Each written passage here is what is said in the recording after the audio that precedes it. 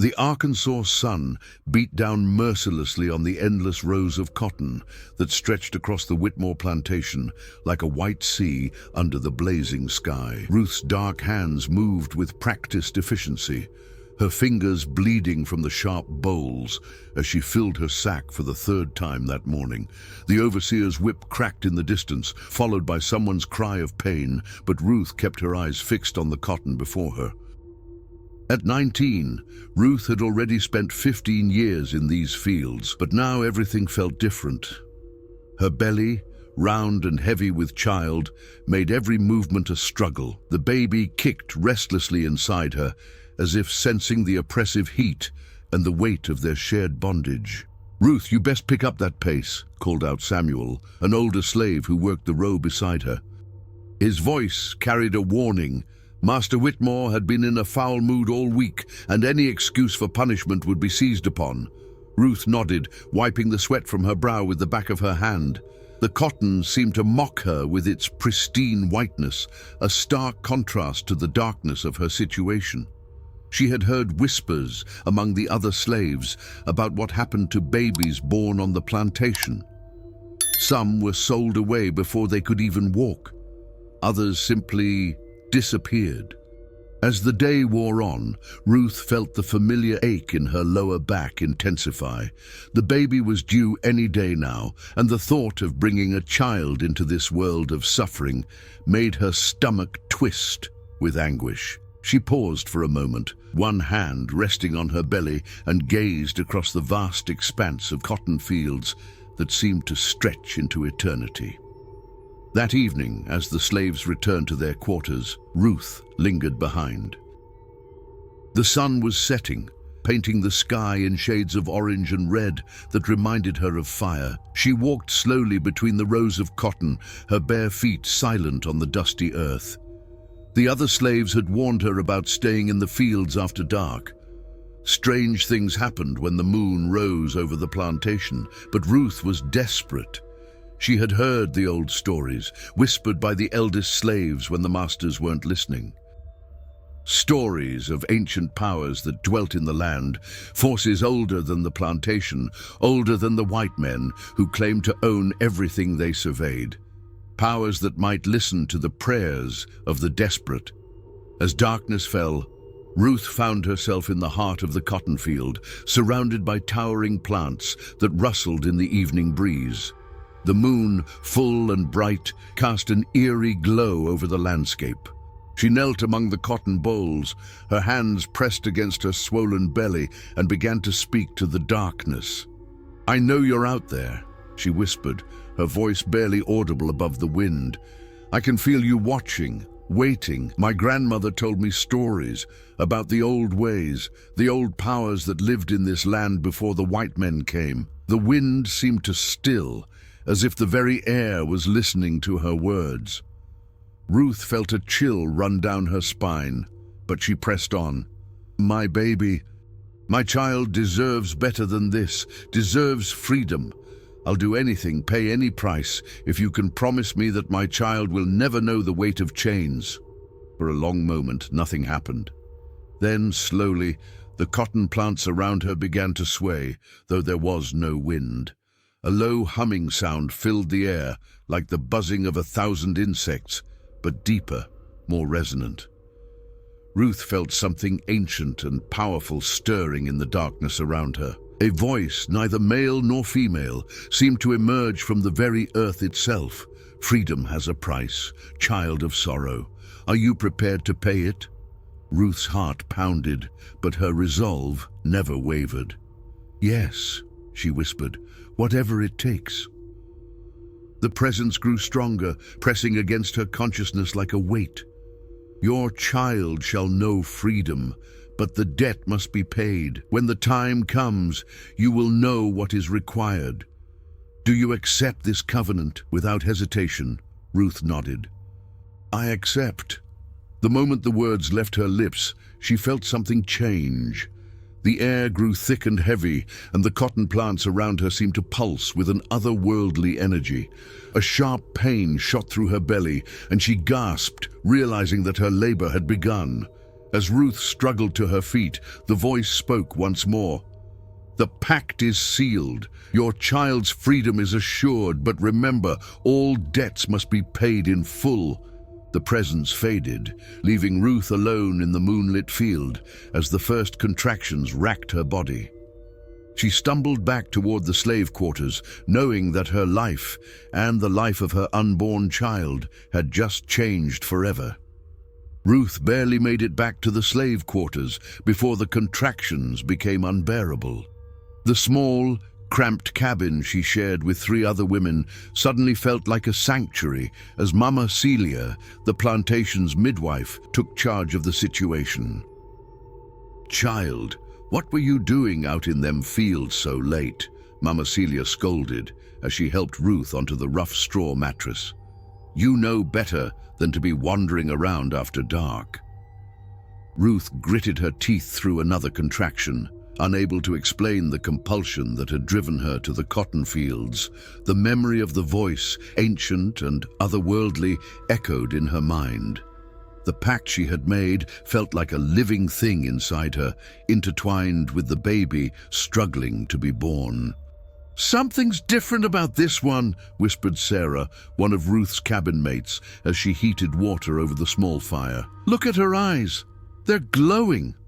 Mama Celia shot Sarah a sharp look. "Hush that nonsense. Ain't nothing different about this birth except it's happening in the middle of the night." But even as she spoke, Mama Celia couldn't shake the feeling that something was indeed different. The air in the cabin felt charged, electric, as if a storm was brewing inside the small space. The shadows on the walls seemed to move independently of the flickering firelight, and more than once she could have sworn she heard whispers coming from the corners of the room. Hours passed in a blur of pain and struggle. Ruth's labor was difficult, more difficult than it should have been for a young, healthy woman. Each contraction felt like it was tearing something fundamental inside her, not just physically, but spiritually. She could feel the presence from the cotton field hovering at the edges of her consciousness, waiting. As dawn approached, Ruth's strength began to fail. Mama Celia's face grew grave as she realized that both mother and child were in danger. "Lord help us," she muttered under her breath. "This baby don't want to come into this world." "Maybe it knows what's waiting for it," Sarah whispered, but Mama Celia silenced her with a look. Just as the first rays of sunlight began to filter through the cracks in the cabin walls, Ruth felt a surge of energy that seemed to come from outside herself. The presence from the cotton field was there, fulfilling its part of the bargain. With a final, agonizing push, the baby was born. The silence that followed was deafening. Mama Celia held the infant, her face pale with shock. The baby was perfect, too perfect. Its skin was smooth and unblemished, its eyes bright and alert in a way that newborns' eyes never were. And when it looked at Mama Celia, she felt as though it was seeing straight through to her soul. What kind of child is this?" Sarah stammered, backing away from the bed. Ruth, exhausted but conscious, reached for her baby. The moment the infant was placed in her arms, she felt the full weight of what she had done. The child was beautiful, but there was something otherworldly about it, something that marked it as different from any other baby born on the plantation. "His name is Gabriel," Ruth whispered, the name coming to her as if it had been planted in her mind. Gabriel. As if responding to his name, the baby opened his mouth and let out a cry that seemed to shake the very foundations of the cabin.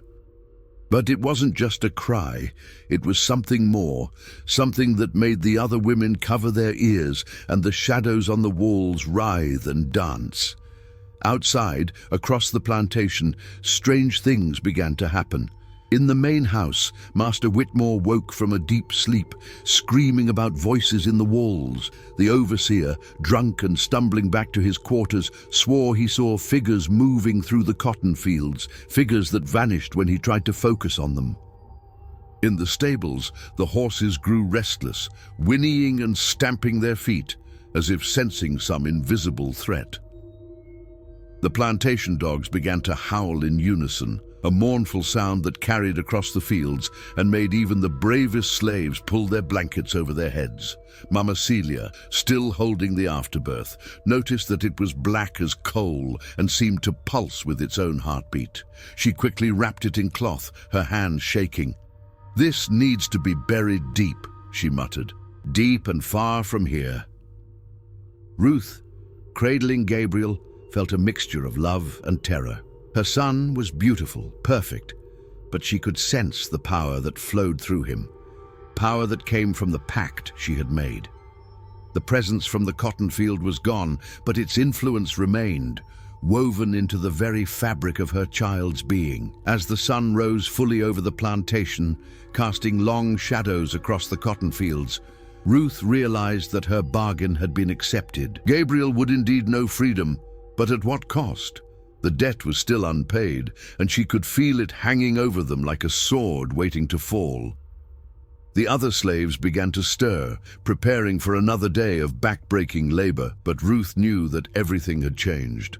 Her son was born free in spirit, if not in law, but the price of that freedom would soon become clear. Gabriel looked up at her with eyes that seemed far too old for a newborn, and Ruth felt a chill run down her spine. The pact was sealed, the debt was real, and somewhere in the darkness that still clung to the corners of the cabin, something was waiting to collect. 3 weeks had passed since Gabriel's birth, and the plantation had not known a moment's peace. What began as isolated incidents had escalated into a pattern of terror that left everyone on edge. Master Whitmore had taken to drinking heavily, claiming that voices whispered to him from the walls of his bedroom. The overseer, once feared for his brutal efficiency, now jumped at shadows and refused to enter the cotton fields after sunset. Ruth kept Gabriel close, nursing him in the relative safety of the slave quarters while trying to ignore the way the other slaves looked at her child. Gabriel was growing at an alarming rate, already the size of a 2-month-old infant, with eyes that tracked movement, with an intelligence that made grown men uncomfortable. "That baby ain't natural," whispered old Tom, the eldest slave on the plantation, as he watched Gabriel from across the quarters. "I seen things in my time, but nothing like this." Mama Celia, who had helped deliver Gabriel, found herself unable to sleep. Every night she was plagued by dreams of the cotton fields writhing like living things, of voices calling her name from beneath the earth. She had buried the strange afterbirth as she had planned, but the spot where she had dug the hole now refused to grow anything, not even weeds. The cotton crop itself was beginning to show signs of blight. Plants that had been healthy and full just weeks before were now withering, their bolls turning black and falling to the ground. Master Whitmore blamed the weather, then the soil, then the slaves themselves, but deep down he knew something unnatural was at work. Ruth tried to maintain a facade of normalcy, working in the fields during the day while Gabriel slept in a makeshift cradle nearby. But she could feel the weight of the other slaves' stares, could hear their whispered conversations when they thought she wasn't listening. "Ever since that baby was born, nothing's been right," Sarah muttered to another woman as they picked cotton. "The master's losing his mind, the overseer's scared of his own shadow, and the crops dying on the vine." "Maybe it's a blessing," replied the other woman, her voice barely audible. "Maybe that child is here to set us all free." Ruth's hands stilled on the cotton bolls. The word "free" sent a chill through her as she remembered the voice from that night in the fields. Freedom had been promised, but at what cost? That evening, as Ruth was preparing to settle Gabriel for the night, Mama Celia approached her with a grave expression. "Child, we need to talk," she said, glancing around to make sure they weren't overheard. "Something's coming. I can feel it in my bones."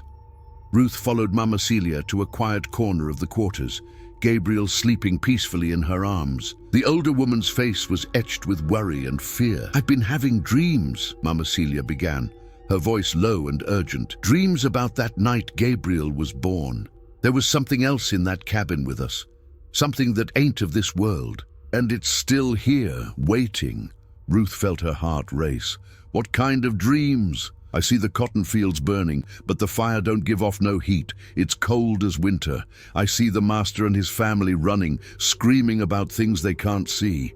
And I see you, child, standing in the middle of it all with that baby, and there's something behind you, something dark and terrible." Before Ruth could respond, a commotion erupted from the direction of the main house. Shouts and screams pierced the night air, followed by the sound of breaking glass. The slaves emerged from their quarters to see lights blazing in every window of the plantation house and the silhouette of Master Whitmore running frantically from room to room. "They're in the walls!" His voice carried across the yard, high-pitched and desperate. "They're in the walls and they won't stop whispering." The overseer, Johnson, came stumbling out of his own quarters, his clothes disheveled and his eyes wild. "The cotton!" he screamed, pointing toward the fields. "Look at the cotton!" Everyone turned to look, and what they saw made several of the slaves fall to their knees in terror. The cotton plants were moving, swaying in perfect unison, despite the complete absence of wind. And from the fields came a sound like singing, a low, mournful melody that seemed to emanate from the earth itself. Gabriel stirred in Ruth's arms, his eyes opening to fix on the dancing cotton plants. For a moment, the baby's eyes seemed to glow with an inner light, and the singing from the fields grew louder, more insistent. "It's starting," Mama Celia whispered, her voice filled with dread. "Whatever you did that night, child, it's starting to collect its due." Ruth felt a presence brush against her mind, the same ancient force she had encountered in the cotton field, but this time it wasn't alone. She could sense other things stirring in the darkness, things that had been sleeping beneath the plantation for generations, awakened by the pact she had made. Master Whitmore's screams grew more frantic, and suddenly every window in the main house exploded outward in a shower of glass. The man himself came running out of the front door, his nightclothes torn and his face streaked with blood from dozens of small cuts. "Burn it!" he screamed at Johnson. "Burn the whole damn plantation! Burn it all!" But Johnson was backing away, his eyes fixed on something only he could see. "Can't you see them?" he whispered. "They're everywhere, in the cotton, in the ground, in the air we breathe. We're all damned." As if responding to his words, the singing from the cotton fields reached a crescendo, and every slave on the plantation felt something fundamental shift in the air around them. The chains that bound them to this place, invisible but ever-present, seemed to loosen just a fraction. Ruth looked down at Gabriel, who was now wide awake and staring at the chaos with those unnaturally intelligent eyes. She realized with growing horror that this was only the beginning. The pact she had made was unfolding, and the price of her son's freedom was becoming clear. The plantation was being consumed from within, and everyone on it, slave and master alike, was about to discover that some debts could only be paid in blood and madness. By the 4th week after Gabriel's birth, the Whitmore plantation had become a place of waking nightmares. Master Whitmore had barricaded himself in his study, refusing to come out even for meals. His wife had fled to her sister's house in Little Rock, taking their 2 young children with her and swearing never to return. The overseer Johnson had been found that morning, catatonic and staring at the cotton fields, muttering about the voices in the roots. Ruth watched it all unfold with a mixture of fascination and growing dread. Gabriel continued to grow at an impossible rate, now the size of a 4-month-old infant, despite being less than a month old. His eyes had taken on an otherworldly quality, seeming to shift color in different light, and when he looked at people, they often turned away, claiming they felt like he was seeing into their souls. The cotton crop was now completely ruined.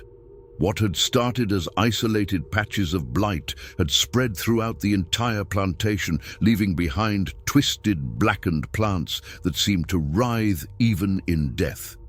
The smell that rose from the fields was indescribable, not quite decay, but something far worse, something that made people gag and cover their faces when the wind shifted. "We need to leave this place," Mama Celia urged Ruth as they sat in the slave quarters. watching Gabriel play with shadows that seemed to move independently of any light source.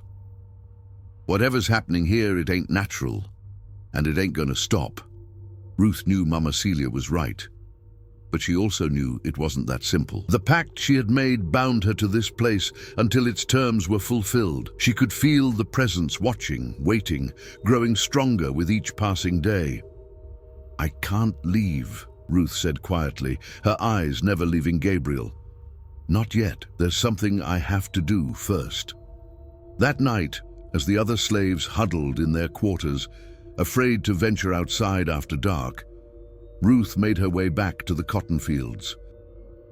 Gabriel slept peacefully in her arms, seemingly unaffected by the malevolent energy that now permeated the plantation. The cotton plants, dead and twisted though they were, parted before her like a curtain, creating a clear path to the heart of the field where she had first made her bargain. The moon was full again, casting an eerie glow over the devastated landscape. As she reached the center of the field, the presence materialized around her, stronger and more tangible than before. The air grew thick and oppressive, and Ruth could see shapes moving in her peripheral vision, things that vanished when she tried to look at them directly. "The time has come," the voice spoke, seeming to emerge from the very ground beneath her feet. "The debt must be paid." Ruth held Gabriel closer, her heart pounding. "What do you want from me?" "Not from you, child of sorrow, from him." The presence focused on Gabriel, and the baby's eyes opened, glowing with an inner light that matched the malevolent energy surrounding them. "He is the key, the bridge between worlds. Through him we can reclaim what was taken from us." Ruth felt a chill of understanding. "You want to possess him." "Not possess, transform. He will become our vessel, our voice in this world. Through him, we will bring justice to those who have enslaved and murdered our children for generations." The truth hit Ruth like a physical blow.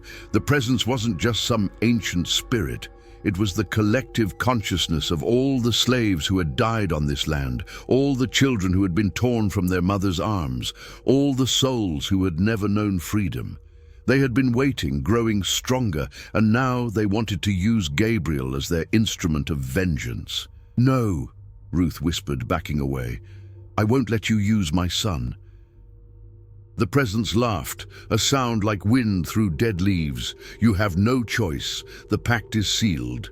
His freedom was promised, and freedom he shall have. Freedom from the constraints of mortality, freedom to become something greater than human." The cotton plants around them began to move, reaching toward Gabriel with their blackened, twisted branches. Ruth could see faces in the bark, the anguished expressions of the dead slaves who had been absorbed into the plantation's dark legacy. "Please," Ruth begged, tears streaming down her face. "There has to be another way. I'll do anything, pay any price, but don't take my son." "You already made your choice," the presence replied. "But perhaps there is another way, a different price to be paid." Ruth felt a spark of hope. "What do you mean?"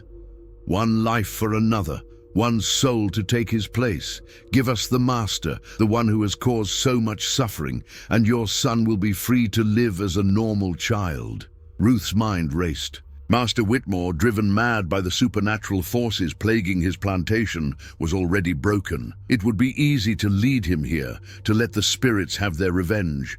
But even as she considered it, she knew it would damn her own soul. I need time to think," she said. "Time is a luxury you do not have," the presence replied. "Choose now, or we will take what is ours by right." Gabriel stirred in her arms, and for a moment his eyes met hers. In that instant, Ruth saw not the otherworldly intelligence that had been growing stronger each day, but her son, innocent, helpless, depending on her to protect him. The cotton plants pressed closer, and Ruth could feel the weight of countless tortured souls pressing against her consciousness. The choice was impossible, but it was hers to make. As the presence waited for her answer, Ruth realized that the true horror of her situation was not the supernatural forces at work, but the fact that in a world built on slavery and suffering, even the dead could not find peace. The pact she had made was just beginning to reveal its true cost, and the price of freedom might be higher than any mother should have to pay. Ruth stood frozen in the heart of the dying cotton field, Gabriel clutched against her chest as the malevolent presence pressed closer. The faces in the twisted plants grew more distinct, and she could hear their whispers. Names, ages, final words of children who had died in bondage, mothers who had watched their babies sold away, fathers who had been worked to death in these very fields. Sarah, age 7, sold to a plantation in Mississippi, one voice whispered. Never saw her mama again. Thomas, beaten to death for trying to escape, another added, left 3 children behind. Mary died in childbirth because the master wouldn't call a doctor for a slave, came a third voice, filled with anguish. The litany of suffering went on and on, each voice adding to the weight of injustice that had soaked into the very soil of the plantation. Ruth understood now why the presence was so powerful, so hungry for vengeance. This land was a graveyard of broken dreams and shattered families. Gabriel began to glow more brightly in her arms, his small body becoming a conduit for the supernatural energy that surrounded them. Ruth could feel him slipping away from her, becoming something other than human with each passing moment. Choose quickly, the presence urged, its voice now coming from multiple directions at once. The master or your son. One soul to feed our hunger for justice. Ruth closed her eyes, trying to think through the impossible decision. Master Whitmore was a cruel man who had caused immeasurable suffering. But could she really condemn him to whatever fate the spirits had in mind? And if she refused, would she lose Gabriel forever? A new voice cut through the supernatural chorus. Mama Celia, calling from the edge of the cotton field. Ruth, child, where are you? Something's happening at the big house. Ruth turned toward the sound, and through the twisted cotton plants, she could see flames beginning to lick at the windows of the plantation house. Master Whitmore's screams echoed across the night, but they weren't screams of pain. They were screams of madness, of a man who had finally been pushed beyond the breaking point. He's burning it down, Ruth whispered, understanding flooding through her. He's burning down his own house. The presence around her seemed to pulse with satisfaction. The madness has taken him completely. Soon he will be ours, whether you choose or not. Ruth realized that the supernatural forces hadn't been waiting for her decision. They had been driving Master Whitmore insane all along, pushing him toward his own destruction.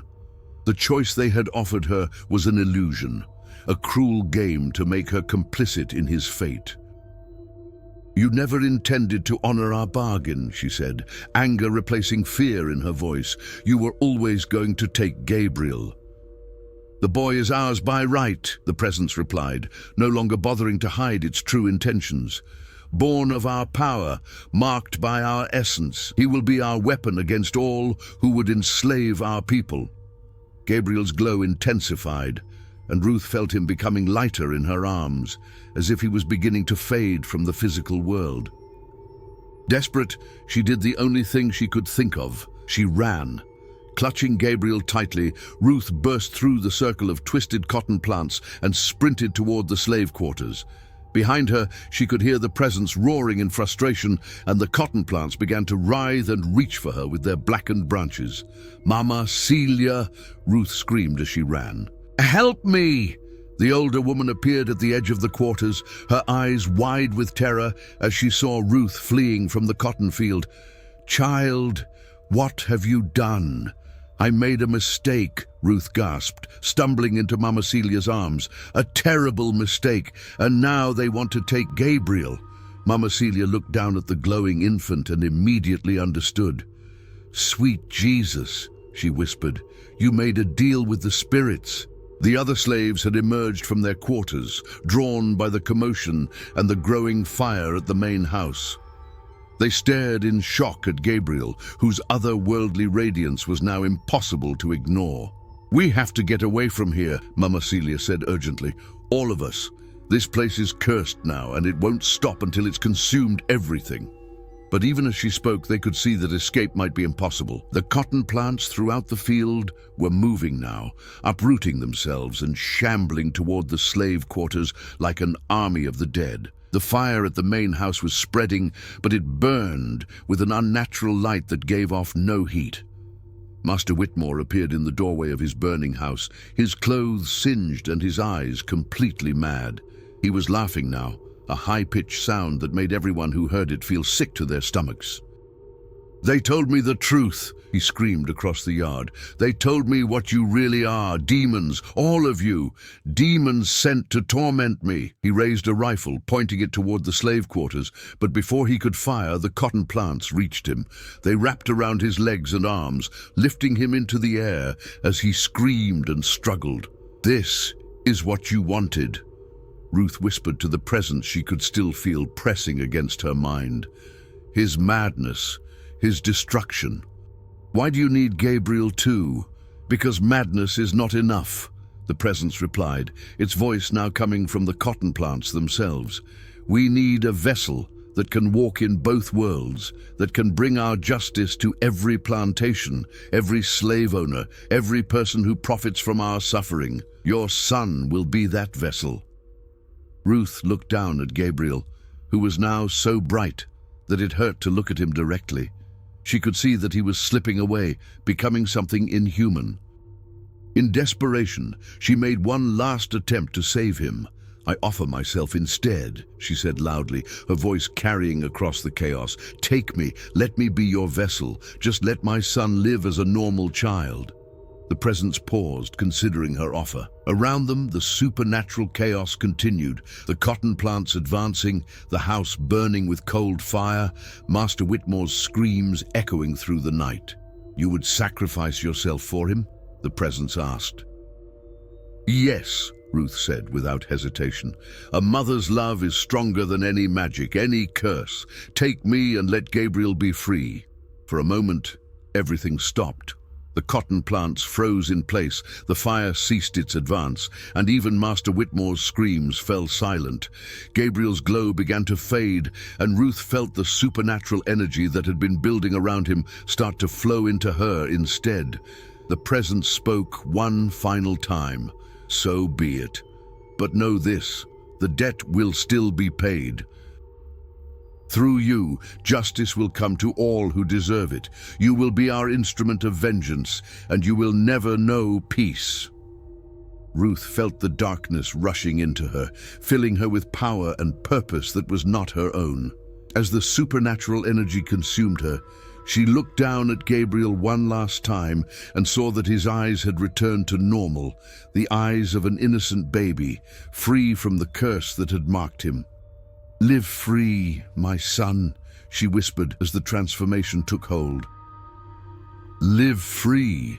Ruth's transformation was unlike anything the slaves had ever witnessed.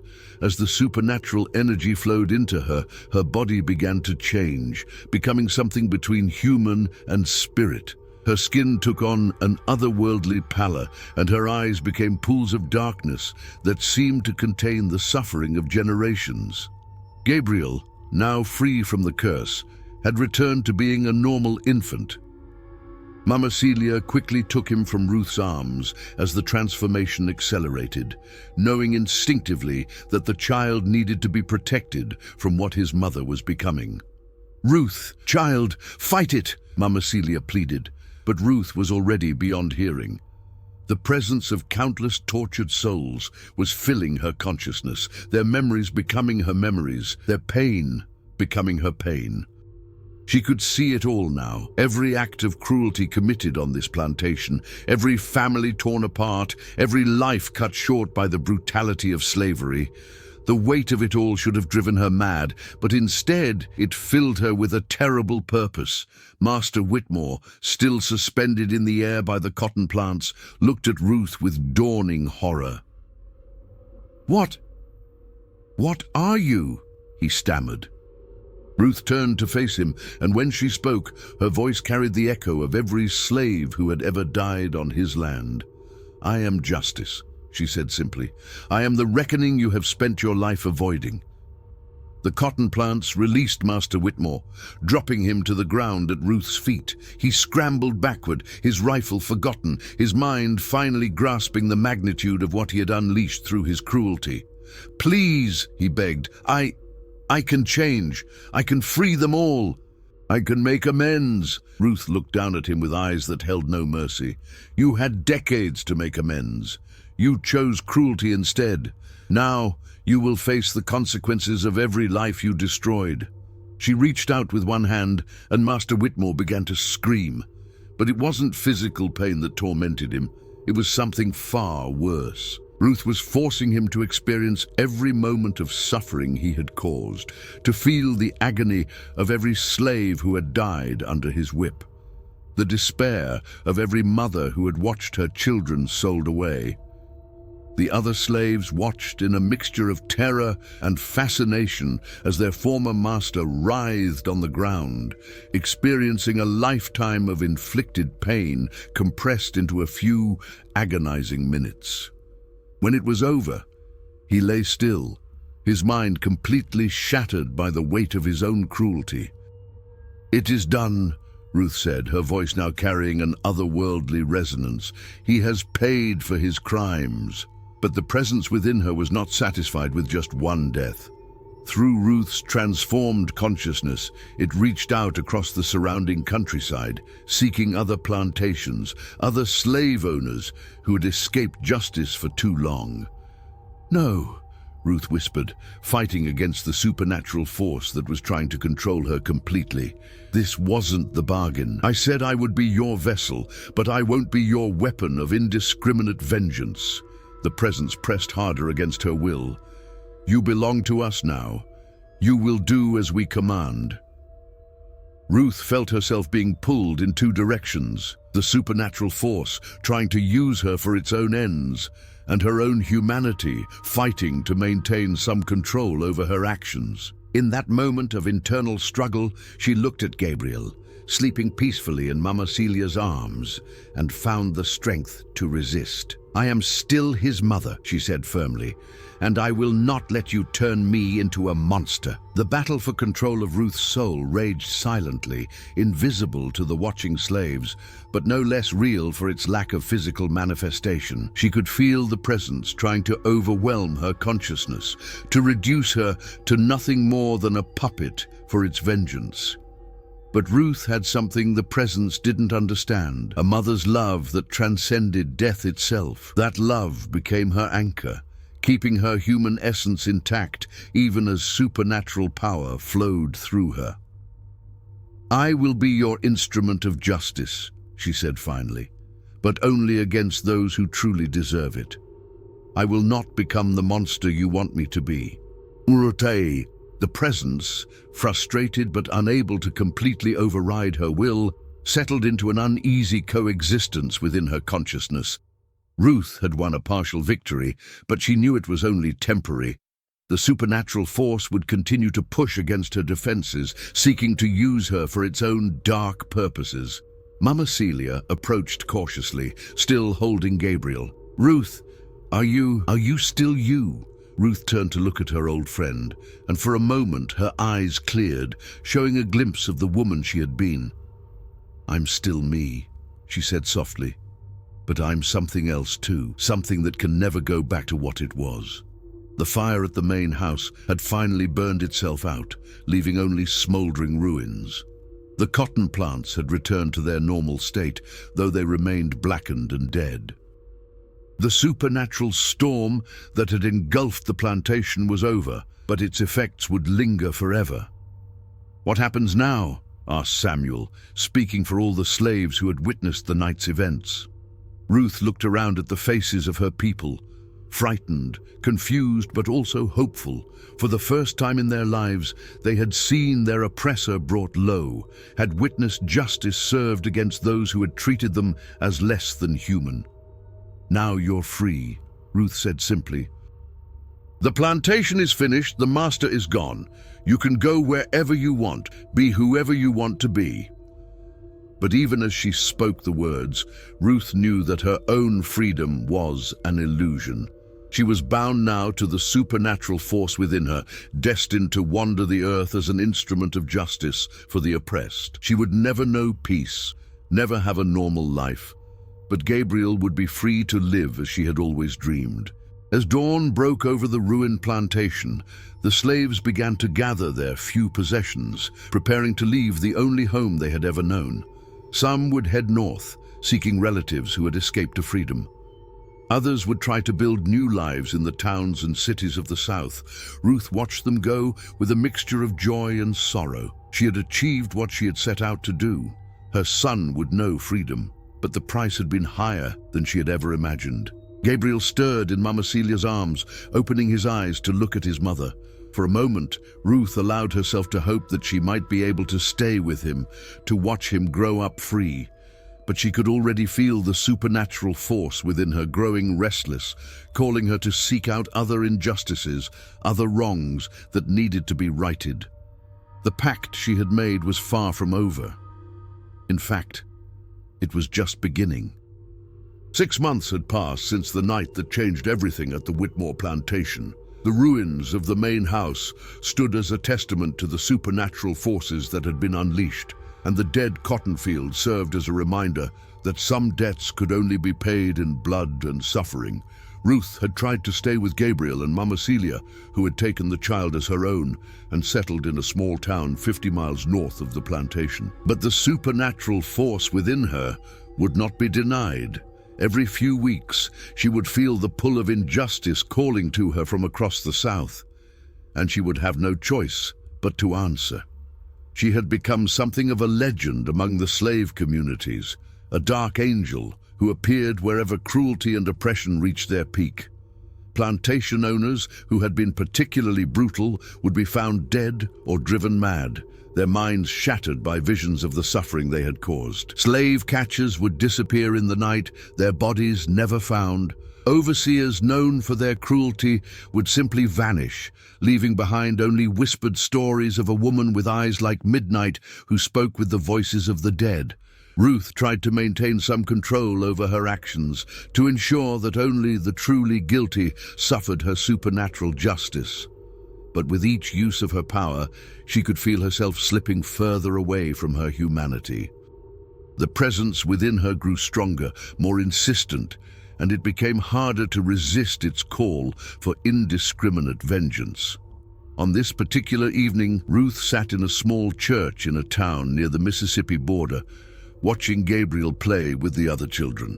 At 8 months old, he was developing normally, a bright, happy child who showed no signs of the supernatural forces that had marked his birth. Mama Celia had done well by him, raising him with love and care while carefully hiding the truth of his origins. "You can't keep running from what you are," Mama Celia said quietly, sitting down beside Ruth in the back pew. "That thing inside you, it's getting stronger. I can see it in your eyes." Ruth nodded, unable to deny the truth. "I can feel it pushing against my will, trying to make me into something I don't want to be. Sometimes I wonder if I made the right choice." "You saved your son," Mama Celia replied firmly. "That's what mothers do. But you can't keep fighting this battle alone. You need to find a way to make peace with what you've become." Before Ruth could respond, a commotion outside the church drew their attention. Through the windows, they could see a group of slave catchers riding into town, their faces hard and their intentions clear. They were searching for runaway slaves, and they wouldn't be particular about who they captured. Ruth felt the presence within her stir, sensing the opportunity for justice. These men had made their living hunting down human beings, tearing families apart for profit. They deserved whatever fate awaited them. "No," Ruth whispered, fighting against the supernatural force. "Not here. Not in front of Gabriel." But the presence was stronger now than it had been months ago, fed by each act of vengeance Ruth had carried out. It pushed against her consciousness, demanding action. The slave catchers dismounted and began questioning the townspeople, their voices loud and threatening. Ruth could see the fear in the faces of the former slaves who had made new lives for themselves here, the terror of being dragged back into bondage. One of the catchers grabbed an elderly black man, accusing him of being a runaway. The man protested his innocence, showing papers that proved his freedom, but the catcher just laughed and tore them up. "Papers can be forged," the catcher sneered. "You're coming with us." That was the moment Ruth's control finally snapped. The presence within her surged forward, overwhelming her defenses and taking control of her actions. She stood up from the pew, her eyes beginning to glow with otherworldly light. "Ruth, no!" Mama Celia called out, but it was too late. Ruth walked out of the church and into the street, where the slave catchers were preparing to leave with their captive. When they saw her approaching, they laughed dismissively. "Well, well," one of them said. "Looks like we got ourselves another runaway. This is our lucky day." Ruth stopped in front of them, her presence causing the horses to shy away nervously. "Release him," she said, her voice carrying the echo of countless tortured souls. The lead catcher drew his gun. "I don't think so, girl. You're both coming with us." He pulled the trigger, but the bullet passed harmlessly through Ruth's body, as if she were made of mist. The catcher's eyes widened in terror as he realized he was facing something far beyond his understanding. Ruth raised her hand, and the catcher began to scream. Like Master Whitmore before him, he was experiencing every moment of suffering he had caused, feeling the agony of every family he had torn apart, every life he had destroyed in his pursuit of profit. The other catchers tried to flee, but Ruth's power reached out to encompass them all. One by one, they fell to the ground, their minds shattered by the weight of their own cruelty. When it was over, they lay motionless in the street, their bodies alive, but their consciousness destroyed. The townspeople stared in shock and fear at what they had witnessed. Some crossed themselves and whispered prayers, while others simply backed away from Ruth as if she carried some contagious disease. Ruth felt the presence within her settle back into dormancy, satisfied with the night's work. But she also felt another piece of her humanity slip away, consumed by the supernatural force that was slowly taking over her soul. Gabriel's cry from inside the church broke through her thoughts. She turned to see Mama Celia holding him in the doorway, the child reaching out toward his mother with innocent trust. Ruth wanted to go to him, to hold him one last time, but she knew she couldn't. The presence within her was too strong now, too hungry for vengeance. If she stayed, she would only put Gabriel in danger. "Take care of him," she called out to Mama Celia, her voice breaking with emotion. Tell him his mother loved him enough to set him free." With that, Ruth turned and walked away from the church, away from her son, away from the last vestiges of her old life. The presence within her was already calling her toward the next injustice, the next wrong that needed to be righted. As she disappeared into the darkness, Ruth realized that this was the true price of the pact she had made. Gabriel would live free, as she had promised, but she would spend eternity as a vessel for supernatural vengeance, never knowing peace, never knowing rest. The debt had been paid in full, but the cost had been her very soul. And somewhere in the darkness ahead, more injustices waited for her attention, more wrongs that demanded her terrible form of justice. Ruth walked on through the night, no longer fully human, but not yet completely spirit, bound forever to wander the earth as an instrument of vengeance for the oppressed. Behind her, in the small church, Gabriel slept peacefully in Mama Celia's arms, free to live the life his mother had sacrificed everything to give him. The pact was complete, but its echoes would resonate through the generations, a reminder that some prices are too high to pay, and some freedoms come at a cost that can never be fully calculated. In the years that followed, stories would spread throughout the South of a dark angel who appeared wherever cruelty and oppression reached their peak. Some called her a demon, others a saint, But all agreed on one thing: she was justice incarnate, the reckoning that came for those who thought they could escape the consequences of their actions.